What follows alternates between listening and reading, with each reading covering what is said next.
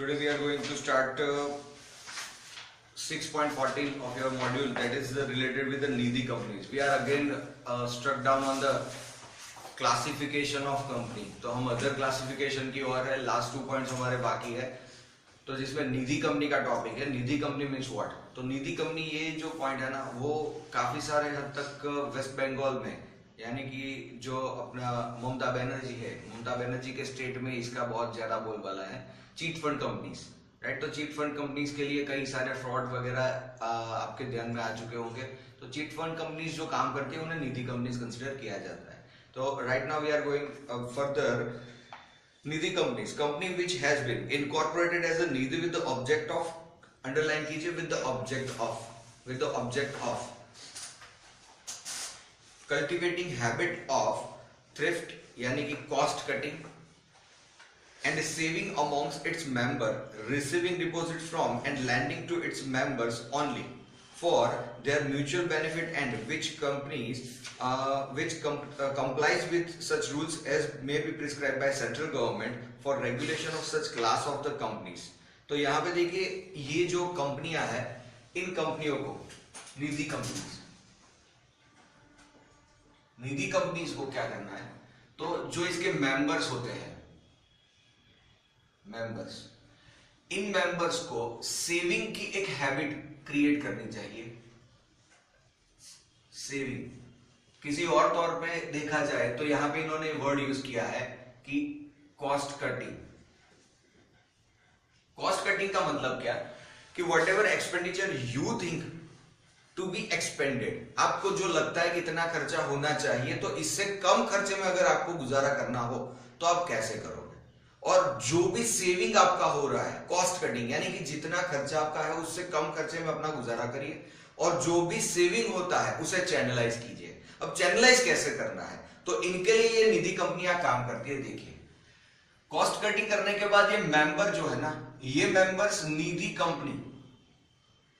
Company को fund deposit के तौर पे कंट्रीब्यूट करेंगे. अब ये डिपॉजिट जो है ना, काफी सारे मेंबर्स के पास से आती है, और इन डिपॉजिट को ये लोग क्या करेंगे? तो इनसे एडवांसेस करेंगे. एडवांसेस देना यानी क्या? लोन देना, सिंपल. तो जो कोई भी अपने मेंबर्स है उन्हीं के पास से डिपॉजिट लेना, और उन्हीं मेंबर की रिक्वायरमेंट को कॉम्प्लाई करने के लिए इनको एडवांसेस देना.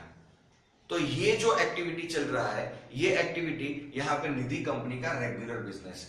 फिर से पढ़िए उसी लाइन को. यहां पे लिखा है कि with the object of cultivating the habit of thrift, इसका मतलब कि cost cutting and saving amongst its member, यानी कि इनके मेंबर को ये बताया जाता है कि सेविंग इज मोर इंपॉर्टेंट. तो सेविंग करवाना है. Next is receiving deposit from and lending to its member. देखिए, डिपॉजिट मेंबर के पास से ली और उन्हें ही कुछ एडवांसेस या फिर उन्हें ही मनी लैंड किया जाता है, लोन दी जाती है, राइट? तो lending to its member only for their mutual benefit and which complies with the rules and regulation. तो यहां पे एक क्राइटेरिया है, म्यूचुअल बेनिफिट. म्यूचुअल बेनिफिट का मतलब अगर आप ब्रॉड सेंस में देखिए तो डूइंग बिजनेस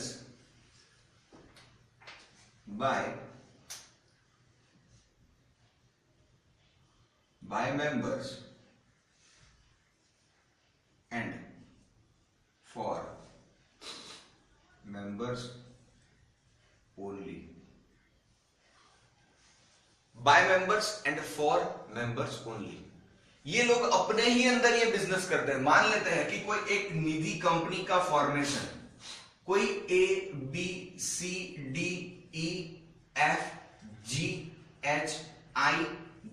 और K इतने लोगों ने किया है. These are the members of this Nidhi company. तो इस निधि कंपनी के इन मेंबर्स के थ्रू ही कंपनी को क्या मिलेगा? कुछ डिपॉजिट मिलेगी.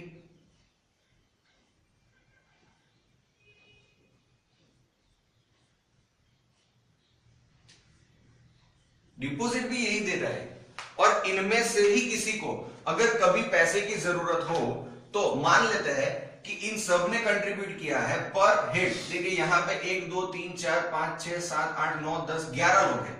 11 लोगों ने 1 लाख रुपयों का कंट्रीब्यूशन किया, तो 11 multiply by 1 lakh is equal to what, 11 lakh का इनका फंड बनता है। अब क्या करेंगे, तो सबको एक साथ जरूरत नहीं रहती है फंड की, तो यहां पे मान लेता है कि जे ने और एफ ने, जे और एफ इन दोनों ने अपनी रिक्वायरमेंट दाखिल की, मुझे 3 लाख रुपए का एडवांस चाहिए, इनको 5 लाख का एडवांस चाहिए। तो इस तरह से इन्हीं के बीच ये फंड कल्टीवेट होता रहता है, और फंड भी ये लोग कंट्रीब्यूट करते रहते हैं, और भी एडवांसेस करते रहते हैं, और इसी तरह इनका काम चलता है। ये कोई भी आउटसाइडर को, यानी कि नॉन मेंबर से डिपॉजिट ना तो लेगा, ना तो नॉन मेंबर को मनी लैंड करेगा। और ये जो पूरा काम होता है वो सेंट्रल गवर्नमेंट प्लस आरबीआई, इनके जो रूल्स एंड रेगुलेशन इनके अकॉर्डेंस में ये काम चलता रहता है। तो ये जैसे ही अपना दिमाग चले, जैसे ही अपनी सोच हो, इस तरह से बिजनेस नहीं कर सकते। इनको अगर बिजनेस करना है तो इनके बिजनेस का टाइप जो है, उसके रूल्स रेगुलेशंस, इसका फॉर्मेशन वगैरह, वो आरबीआई या सेंट्रल गवर्नमेंट के जो रूल्स रेगुलेशन इन्होंने निजी कंपनी के लिए फॉर्म किए हैं, उससे कॉम्प्लाई करके ही अपना बिजनेस करना होगा, राइट। अब आगे देखिए, नेक्स्ट हमारे पास है that is the public financial institution. तो पब्लिक फाइनेंशियल इंस्टीट्यूशन के लिए देखिए, by virtue of section number 272 of the Companies Act 2013, the following institution are to be regarded as a public financial institution। यहाँ पे PFI इसका short form होता है, public financial institution. तो PFI के लिए एक स्पेसिफिक क्राइटेरिया है कि हर एक इंस्टीट्यूशन PFI की कैटेगरी में नहीं हो सकता।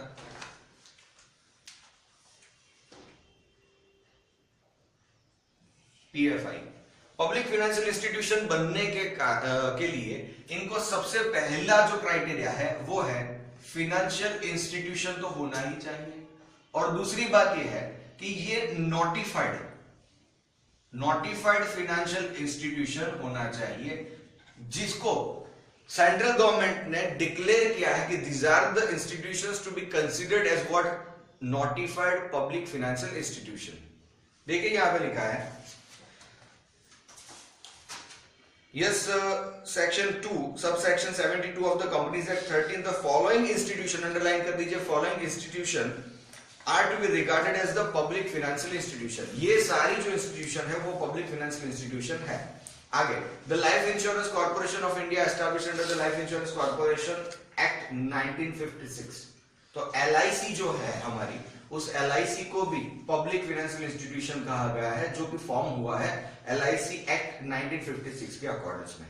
नेक्स्ट है the infrastructure development financial company. तो ये जो कंपनी लिमिटेड है, ये भी पब्लिक फाइनेंशियल इंस्टीट्यूशन है, जिनको डेजिग्नेट किया गया है सेंट्रल गवर्नमेंट के थ्रू या आरबीआई के थ्रू।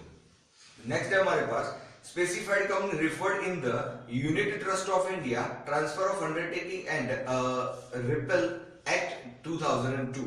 तो unit trust of India act 2002 के अकॉर्डेंस में जिन कंपनियों को स्पेसिफाइड किया गया है वो पब्लिक फाइनेंशियल इंस्टीट्यूशन है। Next, institution notified by central government under section 4A subsection 2 of the companies act 1956, so repealed under section 465 of these act। ये क्या मतलब हुआ, यहां पे ज्यादा दिमाग लगाने की जरूरत नहीं है, पुरानी सेक्शन और नई सेक्शन का डिफरेंस है सिर्फ। कंपनीज एक्ट 2013 के अंदर आपको इसके रिगार्ड में जो सेक्शन दिया गया है, that section is related to what, 465 number का जो सेक्शन है वो बिलोंग करता है इस पब्लिक फाइनेंशियल इंस्टीट्यूशन के नोटिफिकेशन को। और उस पुराने वाले एक्ट में सेक्शन 4A सबसेक्शन 2 था, जो 1956 के एक्ट के अकॉर्डेंस में था, तो कोई टेंशन नहीं लेने की जरूरत है। हमारे नए एक्ट में ये सेक्शन ऑलरेडी रिपेल हो चुकी है, यानी रिप्लेस हो चुकी है। अब आगे चलते हैं।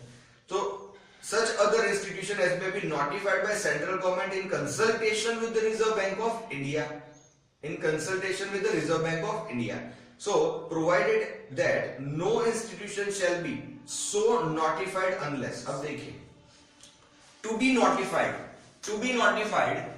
नोटिफिकेशन तो देना ही है, वो तो मैंने आपको पहले भी बता दिया था कि नोटिफाइड करना है। तो नोटिफिकेशन देने के लिए यहां पे कुछ रिक्वायरमेंट चाहिए, जब तक वो रिक्वायरमेंट कॉम्प्लाई नहीं होगी इनका नोटिफिकेशन नहीं होगा। देखिए यहां पे लिखा क्या है कि इट हैज बीन एस्टैब्लिश्ड और कंस्टिट्यूटेड बाय और अंडर एनी सेंट्रल और स्टेट एक्ट। ये बात समझनी है। तो सबसे पहले to be notified for public financial institution, सबसे पहली बात यह है कि such institution must be formed by any central और स्टेट एक्ट। किसी ना किसी एक्ट के तहत ये इंस्टीट्यूशन का एस्टैब्लिशमेंट या इनकॉर्पोरेशन हुआ है। जैसे हमने देख लिया, ऊपर देख लीजिए एलआईसी का पॉइंट, वहां पे देखिए आपको लिखा है लाइफ इंश्योरेंस कॉर्पोरेशन एक्ट 1956। इसका मतलब ये कि इसका एक्ट बना, उसके बाद वो इंस्टीट्यूशन बनी जो एक्ट सेंट्रल गवर्नमेंट ने पास ऑन किया है, राइट। आगे देखिए, आगे आपको बताया है कि सेकंड कंडीशन है और, देखिए बीच में लिखा है और, ये याद रखना है आपको, ये आइदर और सिचुएशन हो जाती है। और second condition, not less than 51% of the paid up share capital is held or controlled by the central government or by state government or the government or partly by the central and partly by one or more state governments. What does it mean? यहां पे more than 51% देखिए, not less than यानी at least we can say that कि at least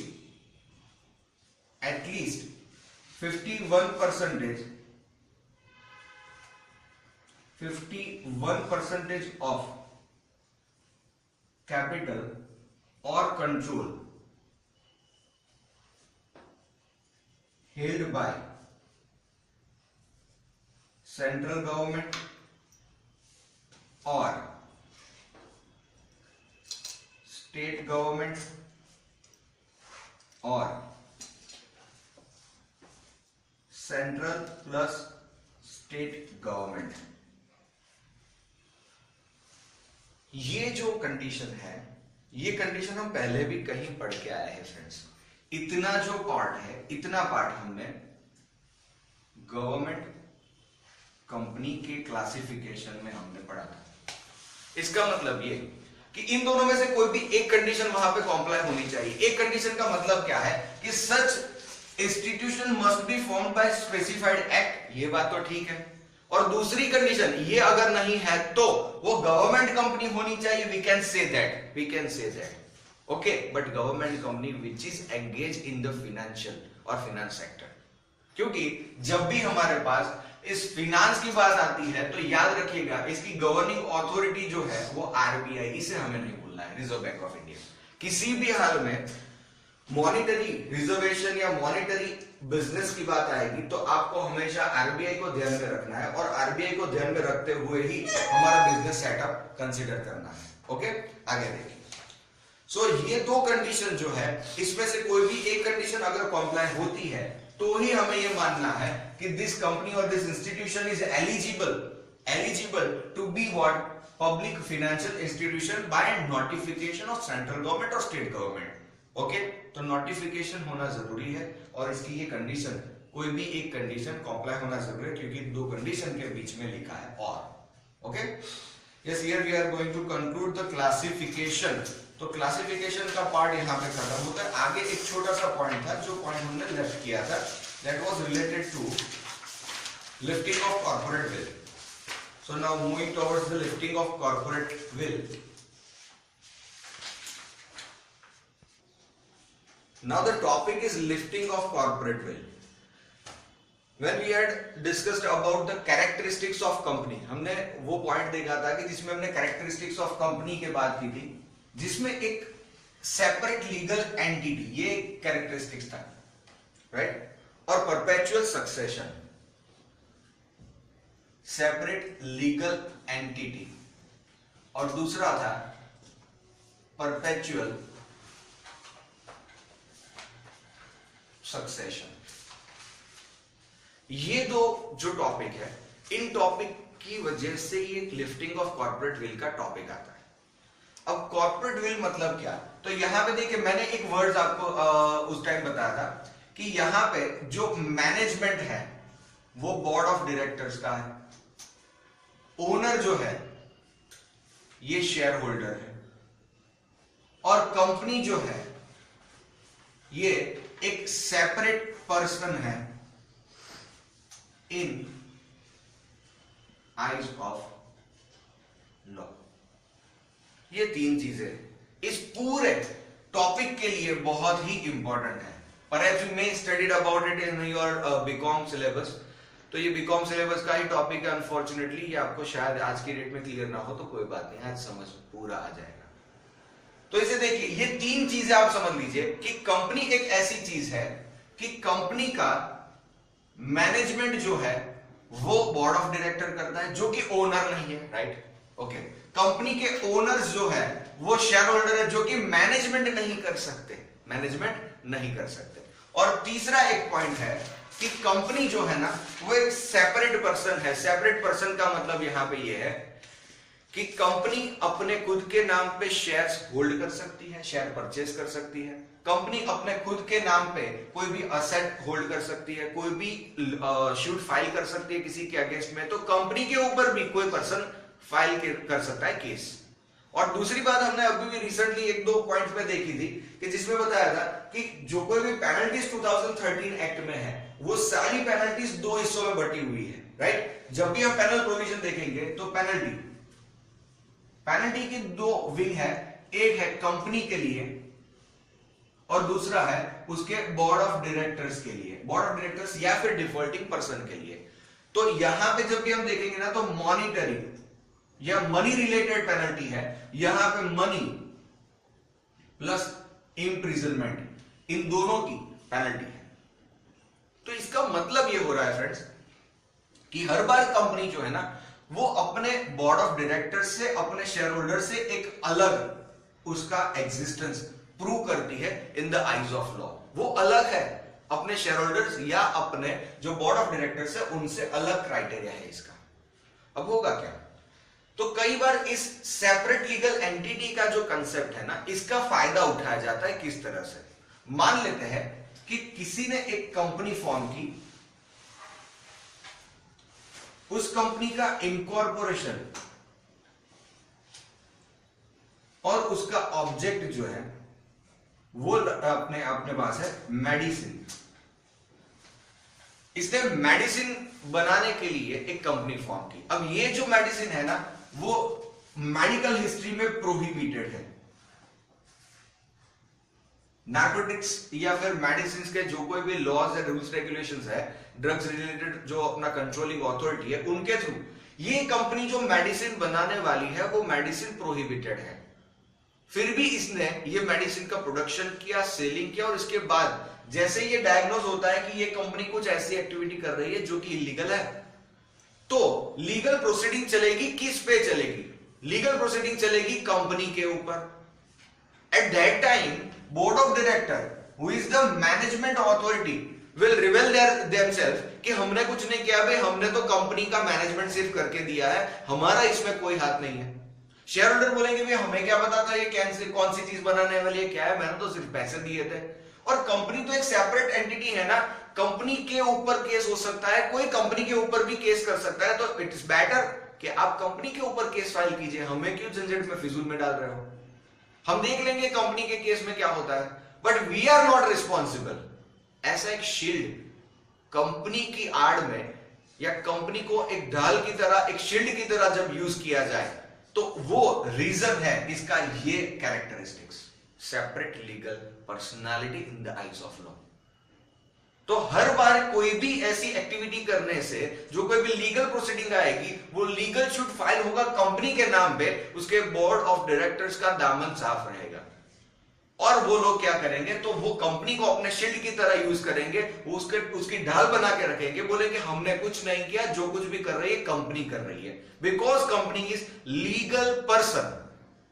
तो ये जो legal entity, ये एक ऑब्जेक्ट है या फिर ये कैरेक्टरिस्टिक्स है कंपनी के केस में, इसी के लिए इसे एक कॉर्पोरेट शील्ड माना जाता है बोर्ड ऑफ डायरेक्टर्स के लिए।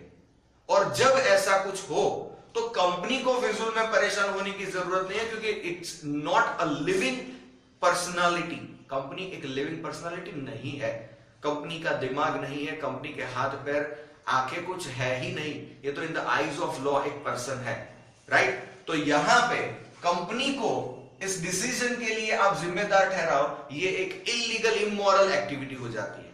तो इस टाइम पे जो अक्यूज्ड पर्सन है या फिर जो प्रॉपर डिफॉल्टर पर्सन है कि जिसके डिसीजन के कारण कंपनी ने ये काम किया था, वो है बोर्ड ऑफ डायरेक्टर्स। तो पनिशमेंट किन्हें मिलनी चाहिए? बोर्ड ऑफ डायरेक्टर्स को मिलनी चाहिए। और इसी के लिए कंपनी क्या करेगी? तो कंपनी ये जो कॉर्पोरेट एंटिटी का इसका जो शील्ड है ना, इसे डिसरिगार्ड करेगी, अवॉइड करेगी, और उसके पीछे यानी कि पर्दा उठा के देखा जाएगा कि पर्दे के पीछे कौन है, और जो एक्चुअल डिफॉल्टेड पर्सन है उसके ऊपर कार्रवाई होगी। तो यही इसका मेन ऑब्जेक्ट है, लिफ्टिंग द कॉर्पोरेट विल, यानी कि ये जो कॉर्पोरेट शील्ड है इसे ब्रेक किया जाएगा और पर्दा उठा के पीछे देखा जाएगा कि पर्दे के पीछे कौन है जिसने इसको या इस कंपनी के जो वर्कफोर्स है, रिसोर्सेस है, उन्हें डायरेक्ट किया था ऐसा इलीगल एक्ट करने के लिए, और सजा उसी को होनी चाहिए। Company is a non living entity, it's not able to take decision by itself. ये सिंपल सा लॉजिक या motto lifting of corporate veil से साबित होता है। अब इसके लिए भी एक केस था, 1897 का केस है, सोलोमन वर्सेस सोलोमन का केस है। तो सोलोमन वर्सेस सोलोमन में किया गया था कि उसने अपनी फैमिली को लेके एक अच्छी सी कंपनी फॉर्म करी थी, और कंपनी में वो खुद डिपोजिटर्स यानी कि डिबेंचर होल्डर्स हुआ था। शेयर होल्डर तो थे ही, बट सोलोमन ने कंपनी के डिबेंचर्स भी ले रखे थे। तो वहां पे हुआ क्या था कि कंपनी की जो लायबिलिटी है, देखिए मैं आपको बताता हूं, उसने क्या कलरेबल डिवाइस यूज किए थे लोगों को चीट करने के लिए।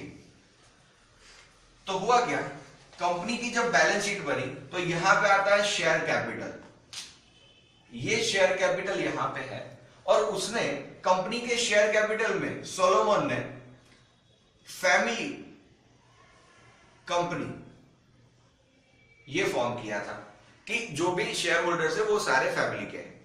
इसके बाद इसने क्या किया, तो डिबेंचर इश्यू किए, और डिबेंचर सोलोमन ने खुद अपने पास रखे। अब इसके बाद यहां पे असेट्स अक्वायर करी, तो इस असेट्स को अक्वायर करने के लिए कुछ और लायबिलिटीज इन फॉर्म ऑफ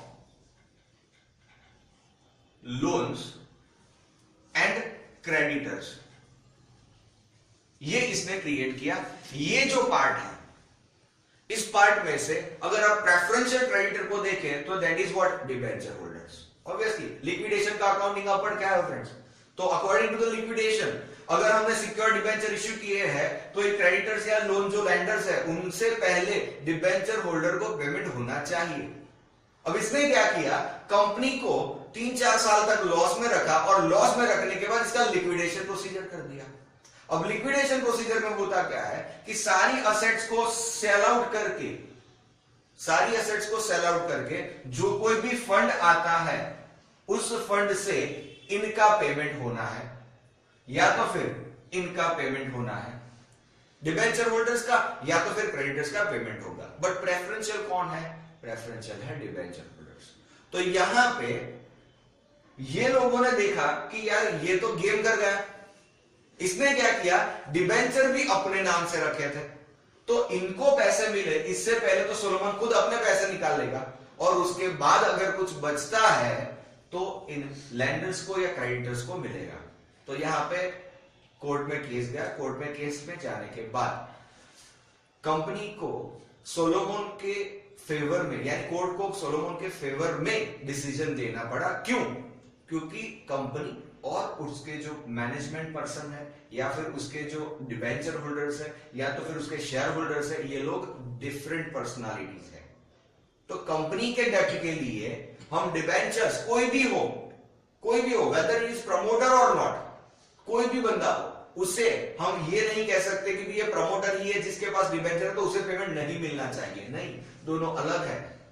और उसने इसी डिसीजन को लेते हुए अपना पूरा जो डेट था वो रिकवर कर लिया और क्रेडिटर्स को ठेका दिखा दिया। तो इस केस के बारे में सोचने के बाद लगा कि नहीं यार, ये जो सेपरेट लीगल एंटिटी वाला कंसेप्ट हमने इंसर्ट किया है ना, वो कई बार ये भी हो सकता है कि टू डिफ्रॉड द क्रेडिटर्स इसका यूज किया जा सकता है, राइट? तो ऐसा ना हो इसलिए लिफ्टिंग ऑफ कॉर्पोरेट विल का टॉपिक बना। अब देखिए इस टॉपिक के अंदर in Salomon versus Salomon and company limited 1897 House of Lords laid down that a company is a person distinct and separate from its member. In this case, one Solomon incorporated a company named Solomon and Company Limited with seven subscribers of himself, his wife, 4 sons and daughter. देखिए मैंने बता दिया family company थी, पूरी अपनी family के 7 subscriber थे, public companies ने इनकॉर्पोरेट कर दी, 7 मेंबर्स है, अच्छी बात है, 7 मेंबर थे फैमिली के।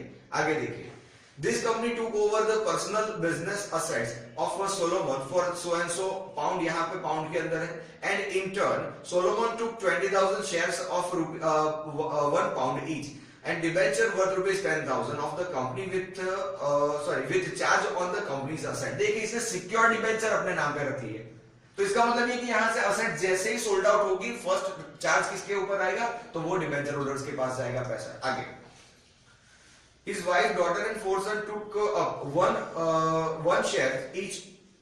Subsequently, the company went into liquidation due to the general trade depression, and the unsecured creditors contended that Solomon could not be treated as a secured creditors of the company. अब जैसे ही company liquidation में गई ना, तो इन लोगों को पता चल गया कि साला अब ये ना गेम करेगा, असेट बेचेगा, असेट बेचने के बाद पूरे पैसे अपने डिबेंचर्स में ट्रांसफर करेगा, क्योंकि ये सिक्योर है, सिक्योर डिबेंचर है, चार्ज क्रिएट किया इस असेट्स के ऊपर, तो पहला राइट तो इसी का बनेगा। तो यहाँ पे क्रेडिटर्स को पता चला अरे यार ये तो गेम कर गया, तो इन्होंने केस दर्ज किया, राइट? अब देखिए ऊपर लिखा था ना कि यस हाउस ऑफ लॉर्ड्स यानी कोर्ट ऑफ लॉ बोला जाता है, उस टाइम हाउस ऑफ लॉर्ड्स बोला जाता था। तो Solomon could not be treated as a secure creditor of the company in respect of the debentures held by him, as he was the managing director of one man company, which was not different from the Solomon and clock of the company was a mere sham and fraud. It was hid by the Lord Macnaghten. यानी कि यहाँ पे इनका contention ये था कि ये one man company है भाई, ये तो अपनी खुद की फैमिली से बनाई हुई कंपनी है और डिबेंचर भी इसके पास है, तो ये कंपनी सोलोमन की खुद की है, इसे एक प्रोप्राइटरशिप बिजनेस के तौर पे देखा जाए और इन डिबेंचर्स के ऊपर सोलोमन का जो राइट है और इन असेट्स के ऊपर जो क्रिएट किया हुआ चार्ज है उसे डिसरिगार्ड करते हुए पहला पेमेंट हमें दिया जाए। ये डिसीजन देखिए किस तरह से आया था, वहां पे लिखा है the company is at the law a different person. देखिए in the eyes of law company एक अलग एंटिटी है। Altogether from the subscribers to the memorandum, and although it may be treated maybe that after incorporation the business is precisely the same as it was before and the same person are managers and the same hands receive the profit, the company is not in law the agent of subscribers or the trustees for them, nor are the subscribers as a member liable in any shape or form except to the extent of their manner provided by the act। यानी कि भले ही company कोई गिने चुने लोगों से बनाई गई हो, किसी भी केस में कंपनी की लायबिलिटी के लिए उन बंदों का एक्सेस लायबिलिटी या पर्सनल या सिविल लायबल नहीं कंसीडर किया जाता। उन्हें अपनी लायबिलिटी जो कन्फाइंड अनपेड अमाउंट है उन्हीं तक, उसी अमाउंट तक रिस्ट्रिक्ट रखनी है, उससे ज्यादा उनकी लायबिलिटी नहीं बनेगी। ये कोर्ट ऑफ लॉ ने डिसीजन दिया। आगे देखिए yes, thus in this case clearly established that the company has its own existence and as a result a shareholder cannot be held liable for the act of the company even though he hold virtually the entire share capital, and whole law of corporation is in fact based on this theory of the corporate entity. Now the question may arise whether the will of corporate personality can even be lifted or rent। यानी कि यहाँ पे